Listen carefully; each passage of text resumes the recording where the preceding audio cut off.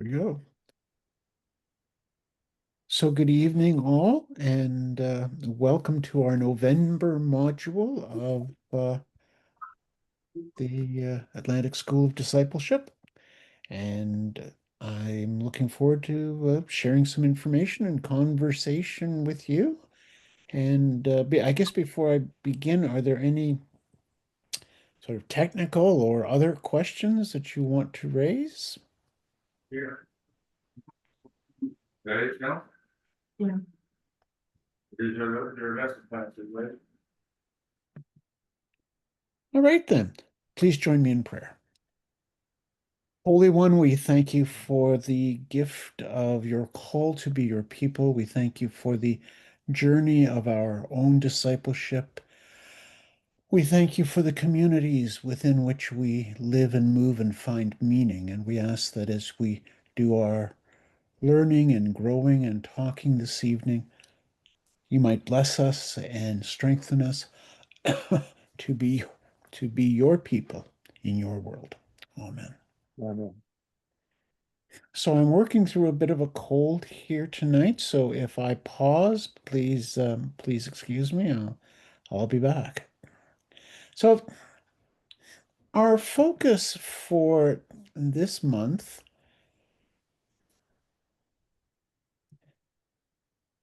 is about faith stories, our own and others. And so I'm going to talk a little bit about what that means and how faith shapes us with the intention that and the conviction that better understanding our own faith and our own faith story makes us more effective in sharing faith with others, which is part of the disciple call is to share good news with others. So hopefully you're seeing my screen and that's working. Okay. So here are some basic assumptions that I bring to conversations about faith. You have a faith story. It is uniquely yours and it shares elements with the stories of others. And so we can make connections. It's a story that you can unpack and you can understand more fully. You can recognize its place in your life and develop your ability to speak about it. You can ponder your relationship with the divine and sharpen your awareness. And you are a disciple of Jesus. You follow a teacher, you seeking to form your life on their example. It's more than just schooling. So what does following mean? It means we shape our lives in a certain way. We want to understand the content of his teachings. We want to comprehend the application in our lives. And so what we're talking about is life, your life. And when we have clarity about faith in our own life, then we can speak with credibility. And I'm sure you've encountered all sorts of people who might speak to you about all sorts of things, but don't do it necessarily with any credibility. If we're going to talk about faith, we have to have some clarity about what it means in our own lives before we can pass that on. Those of you who have received emails from me will notice this in my signature line. It's many people have their verse from scripture. This is mine. Always be ready to give an answer to those who ask about the hope in you, but do it with gentleness and respect. Always ready. We don't often get a warning. So if somebody, for example, at a social gathering or when you're with family, asks you, why do you believe? I know you believe, and I've seen it make a difference. You don't get a chance to rush home and write two or three drafts of your answer before you give it. And it's the hope that's in you. Many people want to talk about hope in general, hope vaguely. This is what gives you hope. What's your hope? And doing so with gentleness and respect. And unfortunately, um, some of our fellow Christians have not been particularly gentle and respectful in recent months and years, and that's not done the faith any good at all. So, all of those things.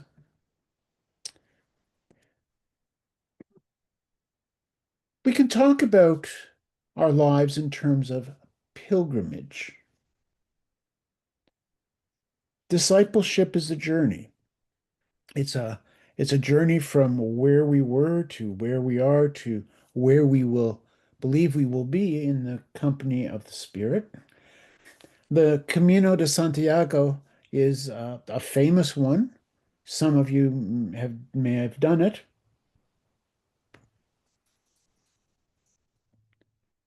The Hajj is a Muslim pilgrimage. Pilgrims go to the holy sites in Mecca.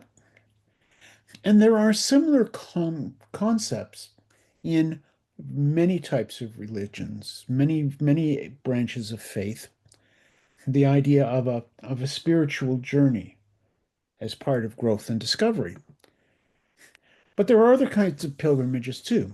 We can go to new places. Sometimes people go on pilgrimages to discover their family roots or go back to the farm that the immigrant family homesteaded in, or the place where, and we get all sorts of people, of course, in Halifax coming to Pier 21 on a sort of a pilgrimage to find their family roots in this country.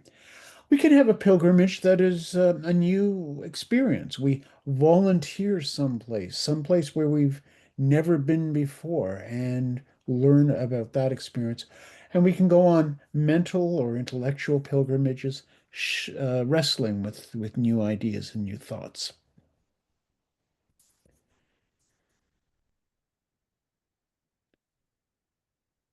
So I'm going to stop there and just ask you to talk about whether or not you've ever been on something that you would call a pilgrimage, and just invite you to unmute and speak.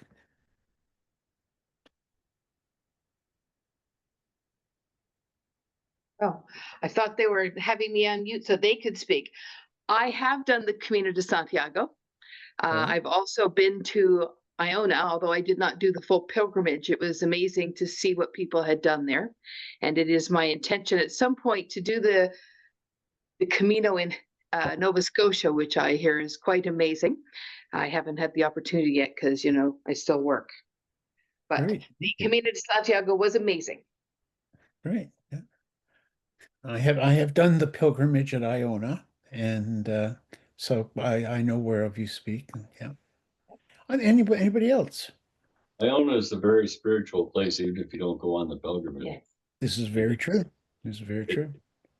I had not understood that about it until I was actually there back in 2015 with a large group of people, but it was amazingly spiritual. And I've been telling anybody who will listen to me about that ever since. Hmm. It's one of those places that we encounter, which is, and I've been privileged to be able to stay in the Abbey there a couple of times, and it's different when all of the crowds leave as well. I believe Yeah.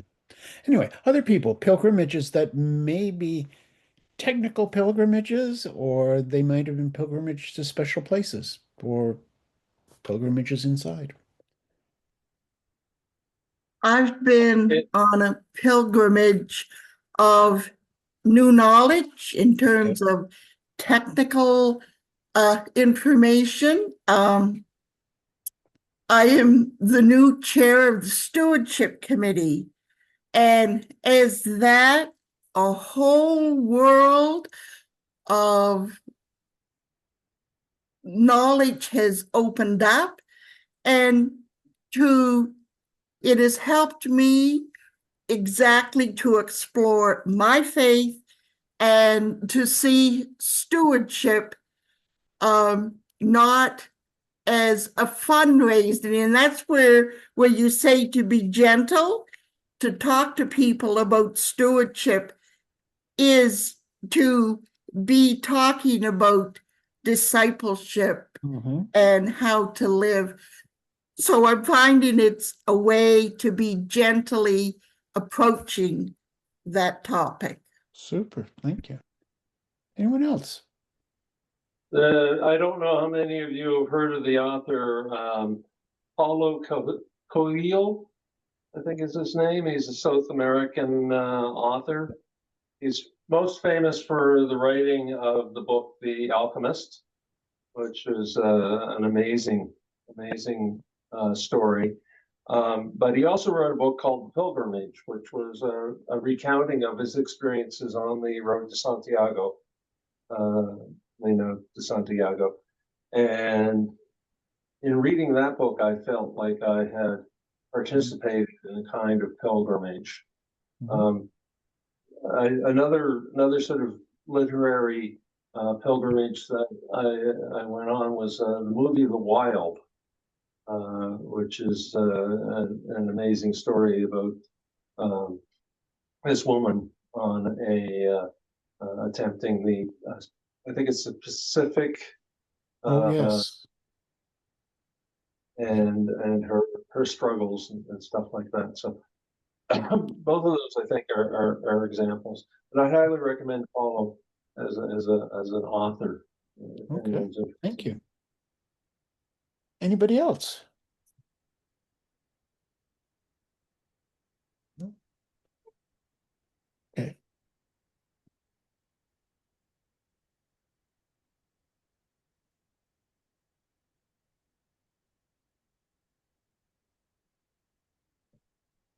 Okay. I'd like you to read intently this quotation from Frederick Buechner.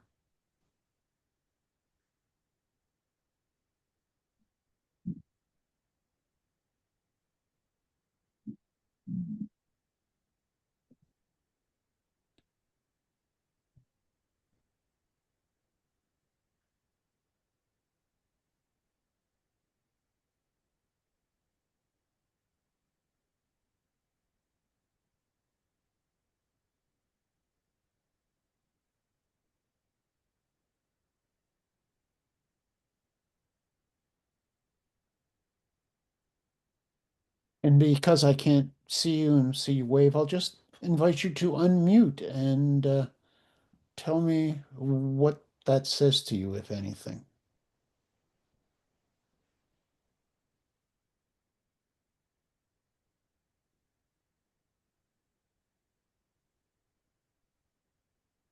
I think it says to me that our lives are more important than we might give them credit for, and to diminish or discount our own experiences over those of others. Okay. Anyone else? I would agree with Mike that every person is important. You don't necessarily have to do something amazing in this life to have every part of your life be important and meaningful. Okay.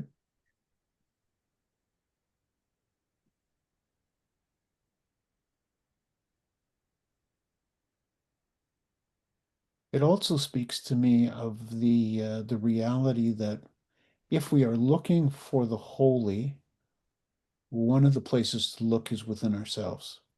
But sometimes the pilgrimages that we go on as disciples are not necessarily the pilgrimages of going somewhere, someplace different, or learning a whole new set of things, which may be one form of pilgrimage, but also to the pilgrimage into ourselves is a gift of life and a gift of grace. And sometimes I know people will downplay themselves. They're not important. They don't feel that like that. But there indeed is significance to each of us. And to me, significance in each of our experiences, the experience of touch and the experience of emotion and being with people and being there for people and smell, Mm, hearing, listening, singing to me. mhm.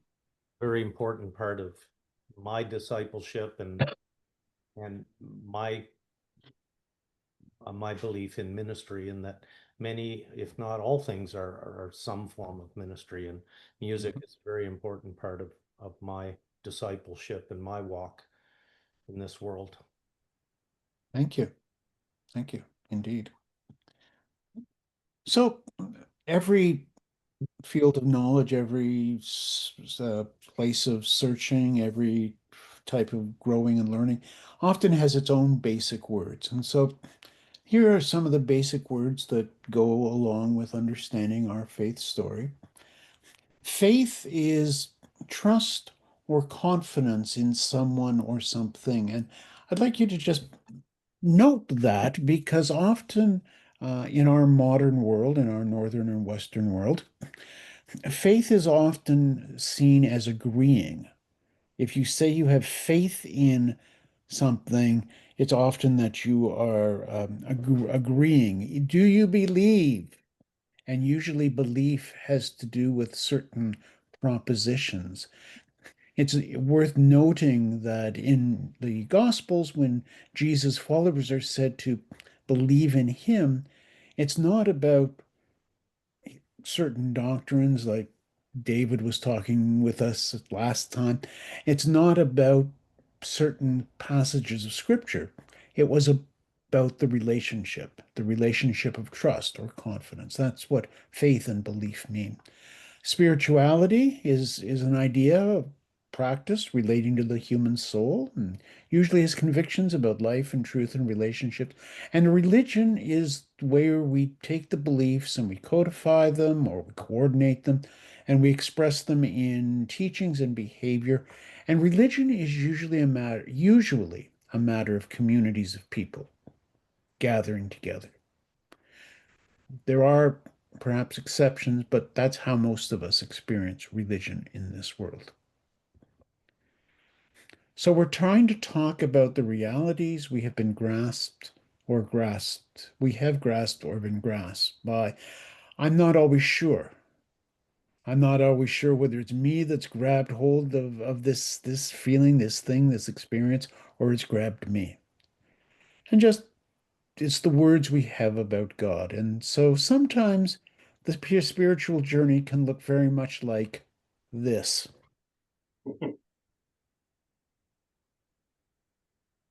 Trying to find a way across a fog-shrouded lake with not really sure what's on the other side, but the journey is worth it.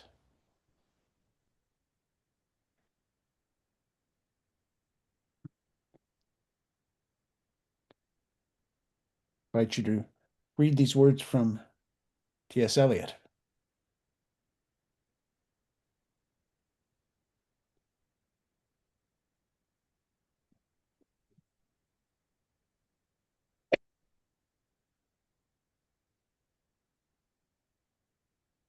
And so in some ways it may be helpful to think of our lives as a spiral. The line is something we return to over and over. The spiral is our advancing through the years. And every time we return to whatever is on that line, we are different. So think, for example, of some of the stories of Jesus. Each time we encounter one of those stories, our understanding may change, not because the story has changed, but because we have changed. It doesn't mean the way we once understood it was wrong. It's that where we are now is different. And so we encounter and we re-encounter events and people and moments and texts and so on, but we may experience them differently because we are different. Have you ever had that experience of being so sure that something will be the way you thought it was and you find that it's different? All too often.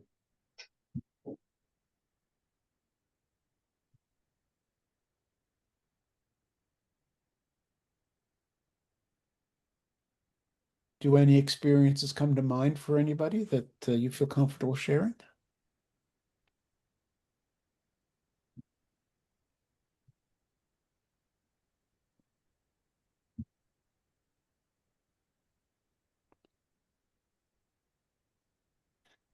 I know that there have been times in traveling that I've gone back to a place that I thought was quite magical, or at least it was magical in my memory. And I get back there and I kind of wonder, just what was it you thought you saw? When I arrived in Bruges in Belgium, I got off off a train, and you could smell the Belgian chocolate and the waffles cooking. And it's the Venice of the North. There, it's, got leaves falling, dripping trees, weeping willows. There's swans everywhere. When I was there, it was 30 years ago. So there are little old ladies in their authentic garb, tatting lace on the side of the street. It was amazing. I will never go back there because it will not be the same. Yeah. Yeah. I don't know if you've ever gone back to a place where you were as a child and how different it seems. I had the occasion a few years ago to go back to the church where I grew up, and I was amazed how much it had shrunk. Yeah, like Niagara Falls. Yeah, yeah, exactly. Yeah. I know that I have revisited past experiences in my life, sort of in my mind, Hmm. with uh, new understanding over the years, and they've been all the memory or the experience of those events in my life has altered over time. Hmm. Anyone else? Well, I can comment on the opposite of that. Okay. There are some people in my life that I encountered many, many, many years ago, 1980 to be specific. And every time I go back to visit them, and we may not see each other, 10 years apart, it's like it was yesterday. Okay. It's been no change at all, which I find truly amazing. There should be even, and I'm not talking about looks, but just in your feeling about them, your ability to relate, Mm-hmm. kind of thing. Yep.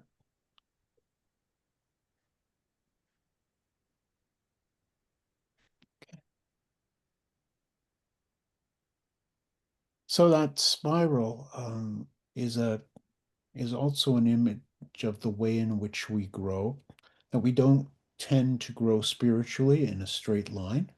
Very few have a straight line growth in their spiritual life. It usually tends to be a matter of moving. And that's okay. That's good.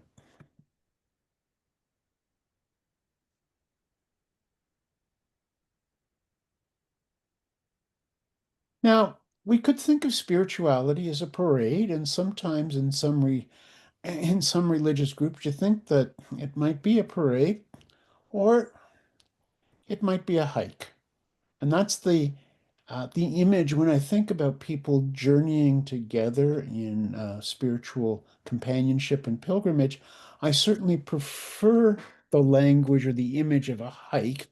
And if you've ever been on say to a church picnic or a family gathering or somebody says, let's go for a walk, you know how that works. It takes time. It doesn't go in a straight line necessarily. People walk at different speeds. And that's the way it is with our spiritual life as well. There are pauses, waiting. Our insights arise from different places. There's no pre-established pattern or rhythm. We can have multiple conversation partners.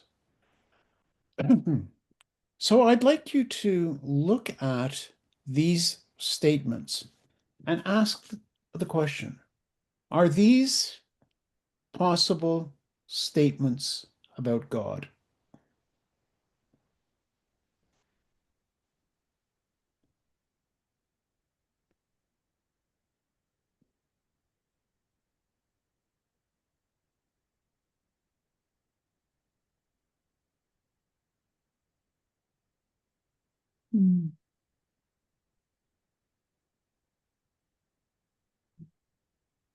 What do you think?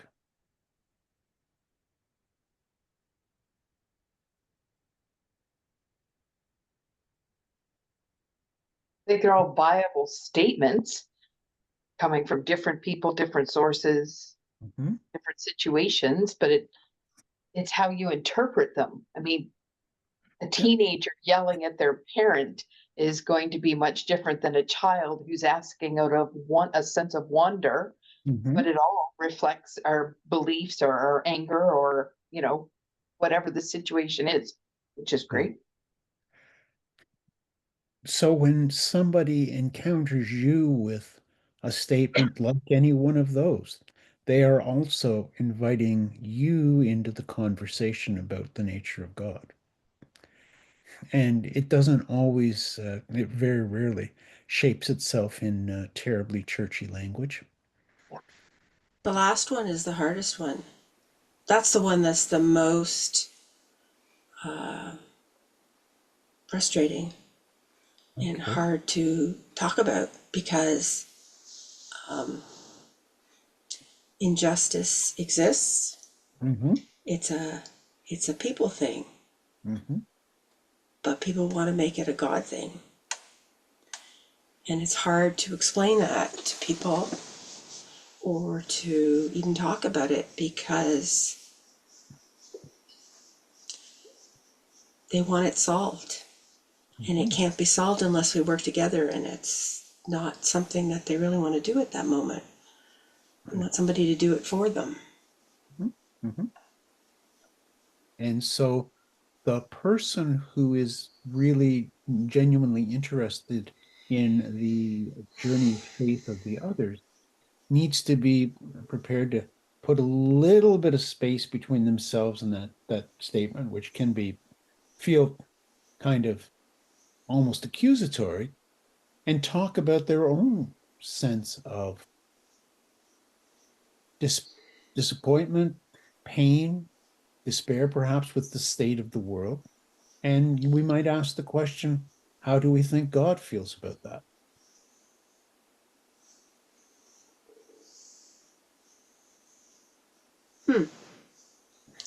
Interesting. How does God never come up with that one before? Thank you, Ross. Well, I mean, the assumption behind the statement seems to be that God is necessarily in control of all things. God's doing it. But when we think about that, do we really believe that? No, but we do believe that he has the ultimate power and authority. Do believe that essentially. All of us do, I think. However, since he gave us free will, and unfortunately, some of us are freer than others. Mm. But that's the hardest thing to, Mhm. that's the one that I find the hardest. I mean, I went through a divorce and my children said to me, because up to that point we all went to church and all that stuff, they said if there was a God, he would not let this happen to our family. And it's like, he didn't let it happen. People did it, but Mhm. it's hard to explain. It is hard to explain, and I think that's part of the reason why we often receive simplistic answers.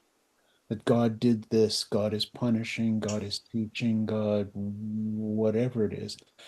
In part because we don't really want to trust. Yeah. Two of my favorite hymns are Jesus Has No Body Now But Ours, Mhm. and Go and Make a Difference.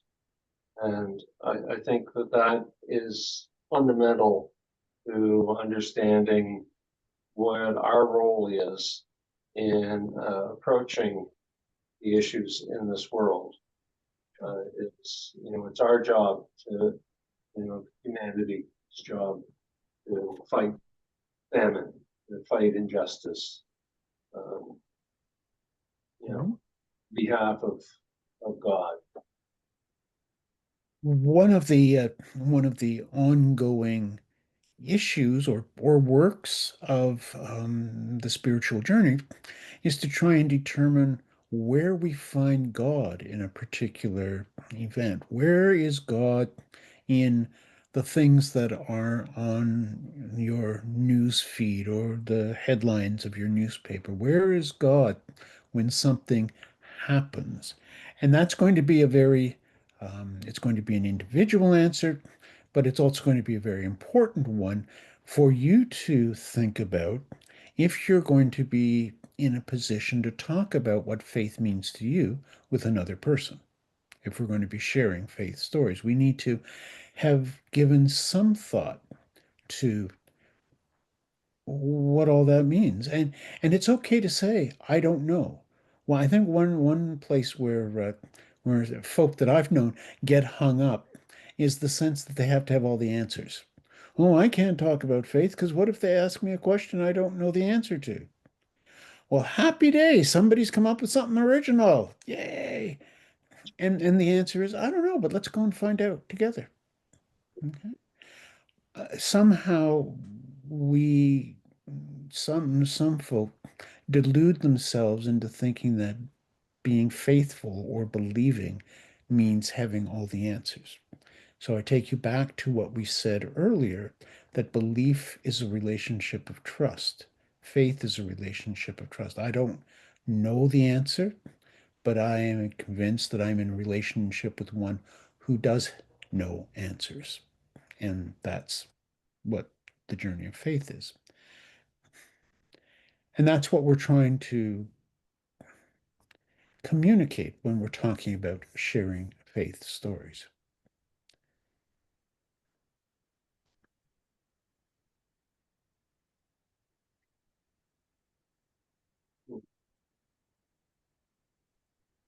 So you in the participant notes for tonight, and some of you have done this with me before, you encountered something called the Faith Lifeline, and it's a very basic project. You take an 8.5 by 11 piece of paper, turn it on its side, and you map it out. And I've been optimistic here and put it in 5-year increments. Some prefer 10, and that's okay. And the line in the middle is an emotional it's your emotional response to an event. And so here's an example. Somebody's faith lifeline. Now, it's quite possible that if this were your faith lifeline, you might give a different response. Maybe moving to a new home would be a high point. You don't have to justify it. It's a matter of being connected to what it is that we have experienced, what you have experienced. And so you mark across the top the division of the years, and you just, in broad terms, excuse me, sketch out your life. And then you reflect, why do those events evoke those feelings in me? What specifically makes them a high or a low? Who was present? Who helped or hindered me at those times? So I'm going to invite you to, we're going to take a break for 10 minutes while you just begin to work on your faith lifeline. Or if you started working on it, you can continue to refine it, and we'll come back and talk about it. Okay? Sound good? Okay, see you in 10.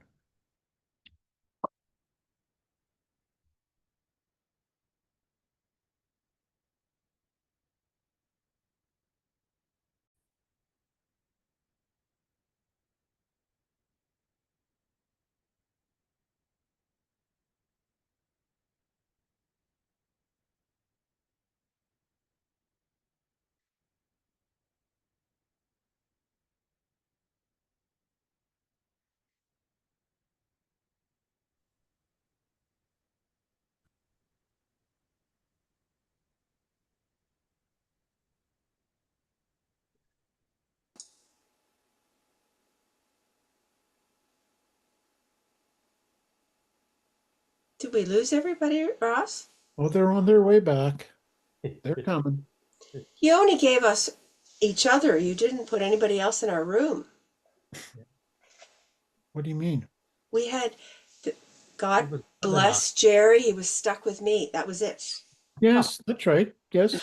It was meant to be at a time where there weren't a whole lot of people. Yeah.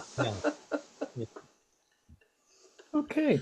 Um, just quickly, what was that experience like for you? What do you mean? Was it Stuck with Jerry? Oh, yeah, well, leaving He's that a very aside, nice man. He was very kind. um, no, in terms of talking about those things with another person, how was it in terms of trying to identify the place where the spirit or God might have been in those experiences for you? I personally found it really helpful just to talk out what I'd kind of jotted down. It brought some, yeah, it brought a little bit of clarity. Okay.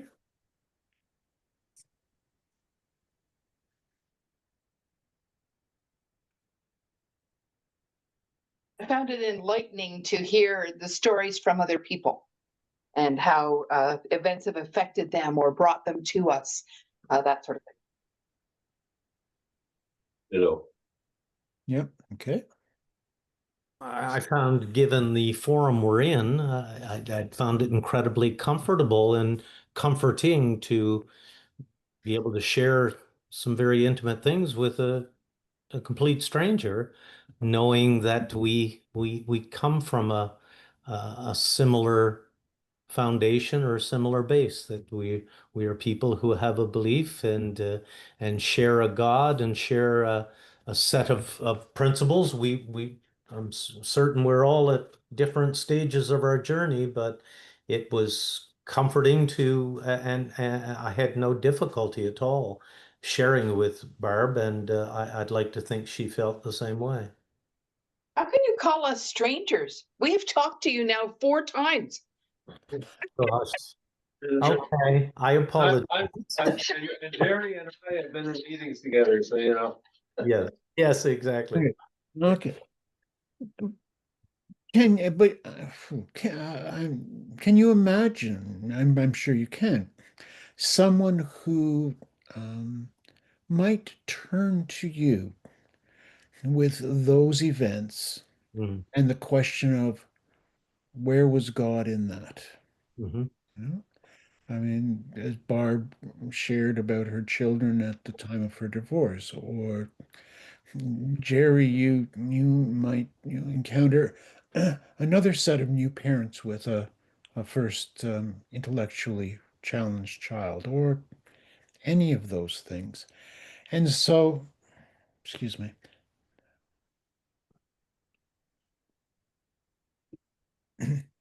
as we practice thinking about where God or spirit or the divine is in life, we become more adept at seeing that. You know how when you decide that you're going to buy a blue car, all of a sudden all the cars on the road are blue because that's what you're looking for? When making a practice of looking for the presence of God in life, then we become much more adept at seeing that presence, or at least believing that that presence is there and there is evidence of it, which gives us a much more, shall we say, discipled view of the world. It's not just a matter of the doctrines that we believe in, but we actually experience that not just in the glories of nature, the wonders of people, but recognize that God is active all around us and in us and through us, even though we don't always understand. Recognizing doesn't always mean understanding, but the first part of understanding is recognition that something is there. And so if I don't even know to look for something, I won't find it. There are philosophers who would say that if we don't have words for something, we won't be able to recognize it. And so the fair that I have to be able to name something to be able to recognize it. And so we're working to name things as being about God, as being divine, the presence in our lives. So we're going to do another extra. Sorry, any other questions about that?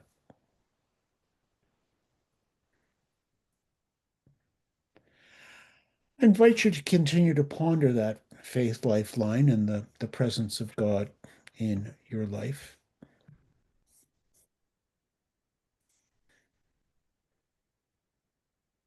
Huh. Our next image is the windmill. And if you know anything about windmills, you know that any leaf can move them. So the windmill doesn't start with any of the leaves, any of them can begin the process. And so this is a spiritual windmill, and you can start anywhere you want. And this is a tool, one of many tools for understanding our lives. So for instance, you can start anywhere. Suppose you have an experience. Um, take a particularly vivid one. Suppose you have an experience of coming I need one that's not too grim. Okay. Well, some of us, I mean, perhaps many of us, will have observed Remembrance Day observations today, or at least if we didn't today, we have before, or we listened or whatever. So that would be the experience. We could then ask the question, what does our community, and our community could be our local church, it could be our denomination, it could be our Christian tradition. What does our community say about remembering times of struggle, times of sacrifice? And what does our community say about where we place those? Do we place them entirely in the past, or are they still amongst us? What's the context?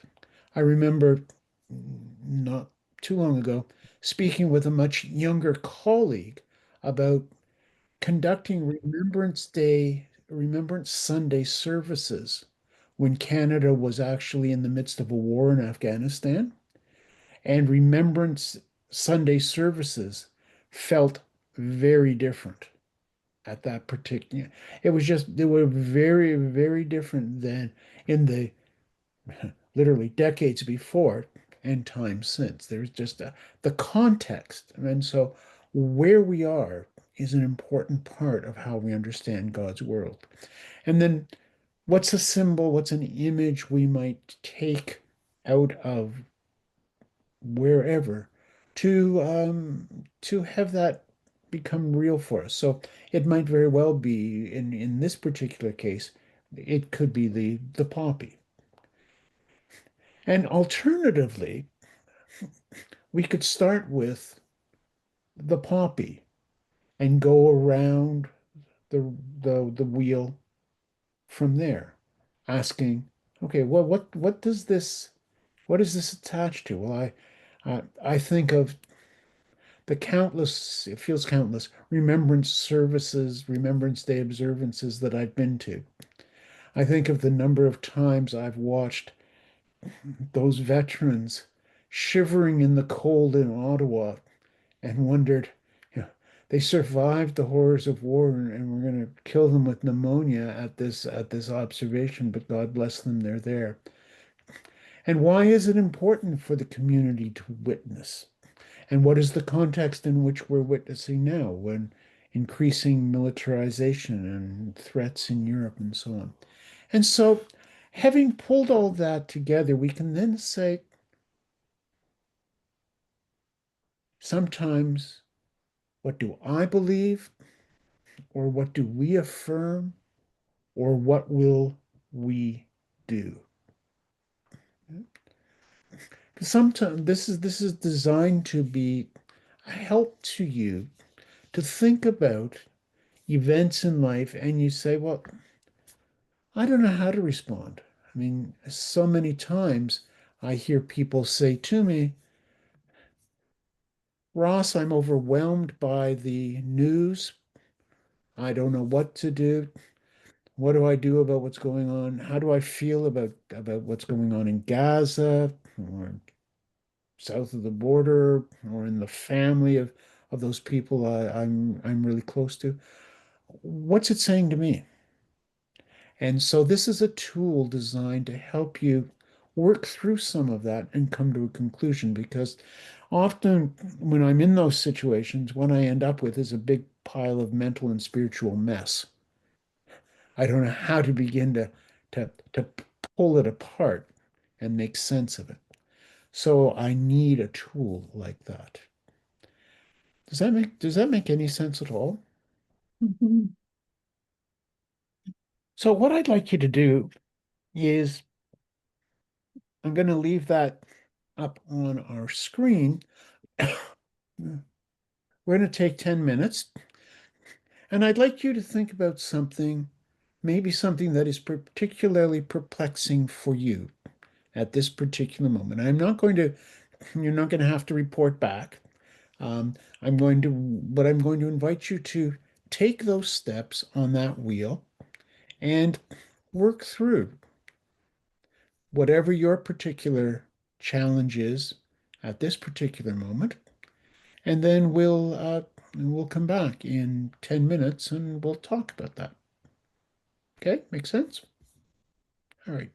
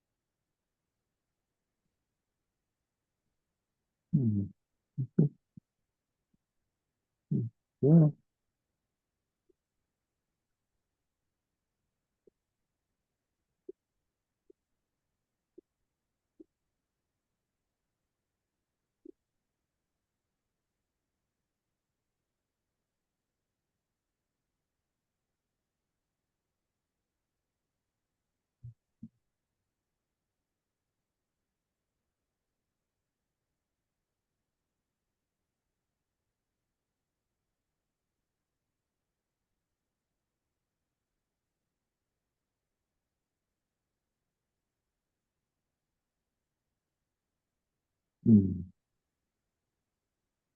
Mm. Mm.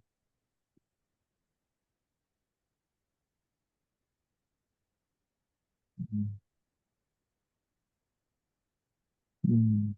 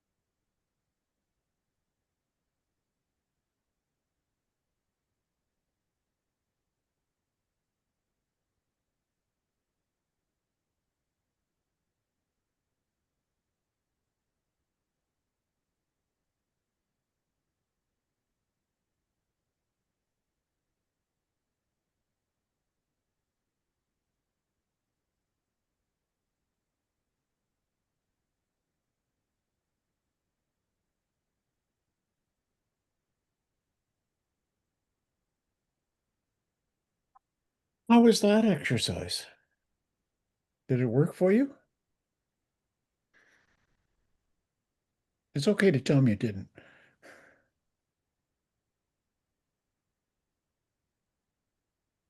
I found it really helpful. I have a circumstance with somebody that I have some kind of very quiet conflict with, and I Mhm. think it was a really helpful. I hadn't thought of looking at it from the windmill. I thought that was really helpful. It Thank you. affirms my sense of why I feel the way that I do and that that's okay. Mm-hmm. Mm-hmm. Okay. Anyone else?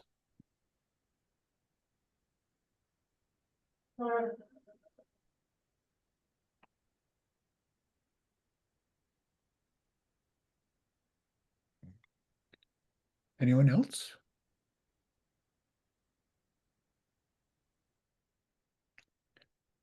Well, I was quite I'm quite obsessed by the situation of Ukraine and Russia, the war there, Mm-hmm. and I couldn't get it quite to see how that would fit in there. But I just it's disturbing that that is happening, and then I've come to the conclusion that I just do what I can, Mm-hmm. donate and pray Mm-hmm. and and and and and that's about all I feel. And I feel motivated to actually go there, maybe sometime next year. I just feel that I need to be doing something. Mm-hmm. Mm-hmm. Yeah. Yeah. And so part of, if we think about that windmill, we see various elements which might relate to our lives. And so, for example, if we think about the witness of our community, the witness of our community is that war is almost always wrong, and certainly the targeting of the innocent is wrong. And so, okay, so I know I'm not just feeling that as a as a good human being, I am also feeling it as part of my tradition. And we know about the context, and we can talk about um, what we learn and then draw conclusions from that. And so we might come to a conclusion, some might come to the conclusion that what I will need to do is organize some sort of letter writing campaign. I'm thinking in the Canadian context to MPs to put pressure on the government of Canada to, okay, that could be one response, but at least we know that it's grounded in our faith. Or somebody else might very well say, my faith calls me to be there. I mean, it's not just that I'm a bleeding heart liberal. It's because I'm a follower of Jesus and I hear his voice calling me into this place. But when I look at it, I see that I'm not wandering off from where my tradition has been. My tradition, my Christian tradition, has all sorts of examples of people who have attempted to be and lived the life of peacemakers and peace bringers in different places. And so we find ourselves grounded not just in our own sense of right and wrong, but also in our sense of what our faith tradition calls us to. Because sometimes we can find ourselves a little off base, and it's useful to touch back to some of those things and ask the question, is this really? I mean, am I putting words in Jesus' mouth? Goodness knows we all do that often enough, even if you aren't preachers. Any other comments on this? I know I already made one, but I'm going to make Please. another one and I'll be quick. Sure. Is No, go that the something that I thought of with the witness of the community that I know is not necessarily part of the process, but what I found myself thinking about is kind of that theological reflection notion of what does this remind me of, or who does this remind me of, or what is an example from scripture that is about this? Mhm.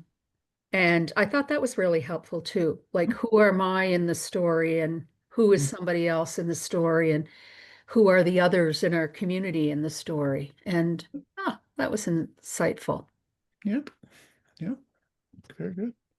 Yeah. Sometimes the witness of the community may be tougher to. We may have to do a little bit of digging to find that. So, for example, if we're looking at a particular social issue that moves us, what is it that our tradition has said about that? We may not know that, but there probably is material there from our denomination and perhaps from our congregation about those subjects. And so it's worth doing the digging, because often that information, that position, will also have a biblical basis. And that brings us back to another part of who we are. We don't just sort of make this up as we go along. We are, as the old saying goes, we are a people of a book.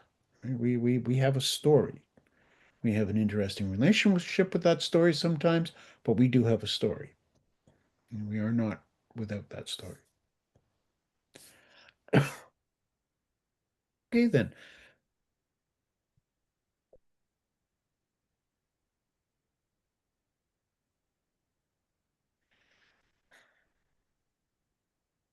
So, discipleship, and that's what this entire program is about, the Atlantic School of Discipleship.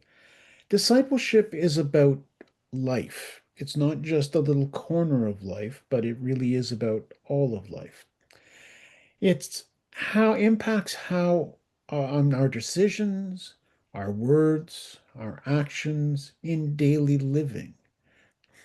Discipleship is about issues large and small. Now, when we face a decision, we can be moved by different forces. And so there are a number of tools or exercises that we can employ to help us clarify the faith and clarify the resources we bring to a decision. And that doesn't mean by talking about theological resources, I'm not saying that any of us are going to be as skilled and informed as David Dean. I'm not suggesting that as a target for any of us, but you have more knowledge and more tools at your disposal than most generations in history. So I'm going to offer you another exercise. What I'm going to show you are a series of randomly chosen current events. They're just chosen at random. I have no I have no particular position on any of them. They're just chosen. I'm not trying to advocate for any position.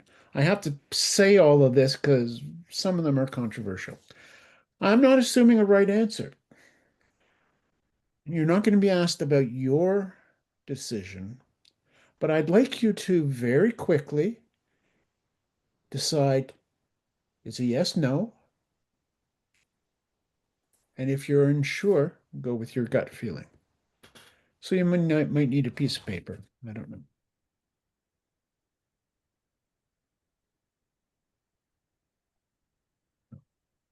There we go.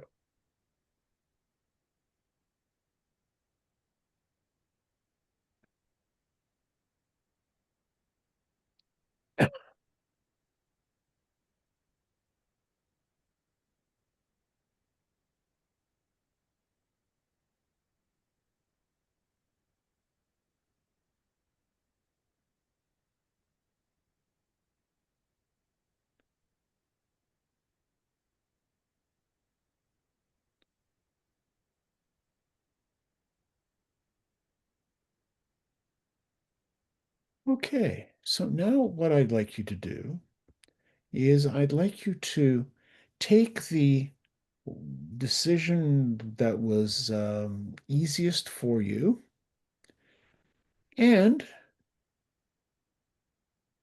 perhaps think of these questions.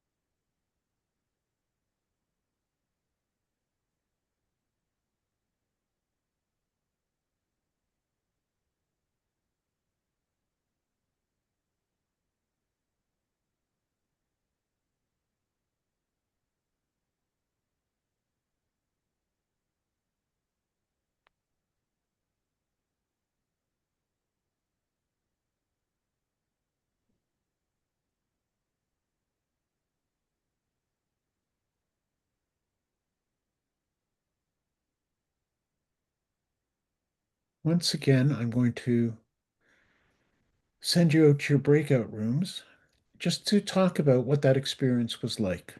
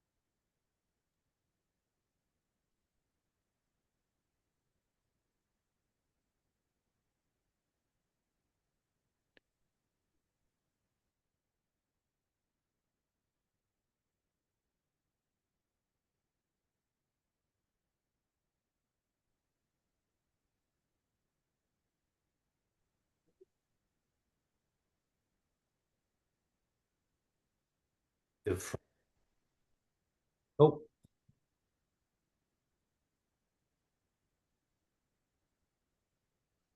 He cut us off. We're back. Some people say it's too long. Some people say it's never long enough. So, what was your general conclusion about, Mhm. about that experience?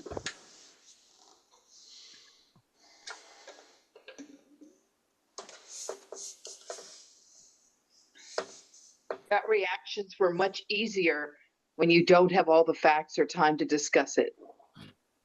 Okay. Enough?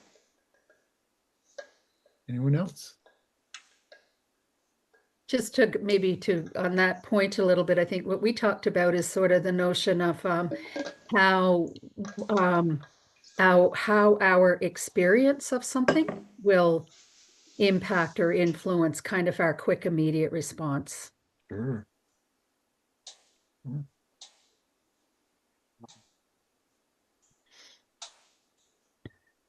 Which when we think about it, helps to explain perhaps some of the social conflicts that we experience in our world and perhaps in our churches. That people have very different experiences of something. And excuse me. I know with my students, we're constantly reflecting on how some words for some people are very positive, while the same words for other people are quite negative. Okay? I remember doing an exercise once on this kind of language, and I asked people to divide themselves on their response to the word school. And I was absolutely stunned because school learning, that's really positive for me. I've spent a lot of my life doing it on one side or the other of the lectern. And but for a lot of people, it was rules and regimentation and standards and judging, and so the room was quite divided. And so a very graphic example, and you might do it with a group. A word that is particularly warm for you because of your experience may not be for somebody else. And so you're right. It's very, our responses to situation very much based on out of our experience. But faith is built on more than just our experience. There are a whole lot of other components that can be brought to bear.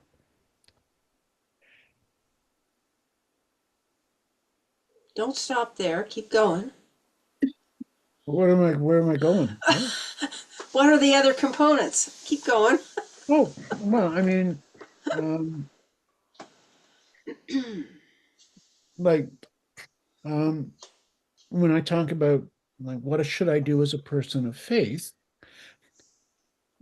Shirley you raised a really useful, very, very useful tool in asking, um, what Bible stories come to mind? What scripture stories come to mind when I think of this particular situation? What are the stories? What are the passages? What comes to mind? I mean, that's a resource that we can use and pull out of that little box that we sometimes call religion and move it into and employ that. Um, how would you summarize the teachings of Jesus in relation to something like this? I mean, sometimes we talk about Jesus as if it's only love and only warm, fuzzy feelings. But Jesus was also one who said, I come not to displace the law, but to strengthen it. Not one part of the law will pass away. So he was not sort of an anything goes sort of guy. So, um, and again, there's the teaching of the local the faith community. I mean, one of those questions on that list was about MAID. And I know that the United Church, particularly, has wrestled quite a bit with the whole question of MAID. We were doing it again at this last general council in Calgary because and because it's an issue that we know people in the congregations are dealing with and clergy are dealing with as they deal with parishioners and I can't imagine that you'd be surprised that some families are very much divided on the subject and siblings sort of pitted against one another when a parent makes a decision. So beyond my own feelings, which are not irrelevant, beyond my own feelings as a person of faith, what do I do in response to these situations? Going back to Bill and the question of the Ukraine, the question of Ukraine, what does Bill do as a person of faith? And I think that's really important for us. It may be even more important today, in these days. I don't know, because I don't know about you, but the constant drip, drip, drip of bad news, it's like every day I'm expected to accept some even greater absurdity or some new lie or some form of cruelty dressed up as policy. And it's really, I think, very easy for that constant drip drip to change us as people. And one of the things that reflecting on our faith in relation to activities and actions and decisions does is it is for me, it's not about me changing the world. It's about the world not changing me. That's this what this and I don't want to be one of those people who turns off, shuts down and leaves the world to its own devices. I can understand why people do under the onslaught of all of that stuff. But again, as a person of faith, I believe my call is to continue to be engaged with the world, not to shut it down and withdraw into my nice little enclave in the suburbs of Halifax. So all of these things are helpful to keep us involved in being disciples in God's world. And as we said, discipleship is about life. It's about what we do and think and say on the big issues and the little issues. So, any questions about anything we've done this evening?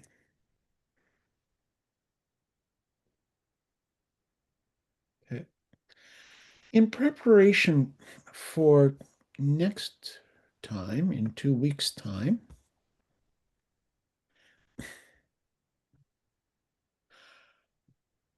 I want you to think about storytelling.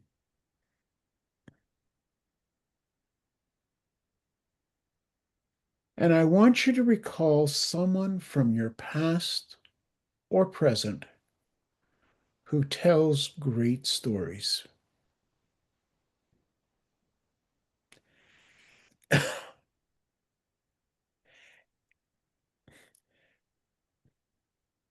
And more than that, more than just recalling that person, I want you to take a few moments and think about why they are great stories. Okay? What makes a story a good story, a gripping story? And then the second part of your homework for the week is to listen for stories. Be particularly attentive to stories. And remember that stories don't have to be of a particular length, they don't have to be of a particular complexity. But I'd like you to think about, pay attention to the stories that most impact you personally, that they have an impact on you. That doesn't mean you're in crisis or anything like that. But that story sticks with me. I don't know why that story sticks with me. So let me think about why that story sticks with me. And we'll be talking a lot more next week about, next time about storytelling as we think about more about the discipleship process of sharing our faith story. Okay. I'm just about to run out of voice, so I'm going to stop us with apologies for cheating you out of 10 minutes, but I've never known students who objected when a class ended 10 minutes early. So thank you very much, and God bless, and we'll see you in a couple of weeks. And this video will be should be up in a couple of days. Okay. Thank you, Thanks. Rob. Thank you. Thank you, Jerry. Blessings, everyone. Bye, Barb. Bye. Let's- Well,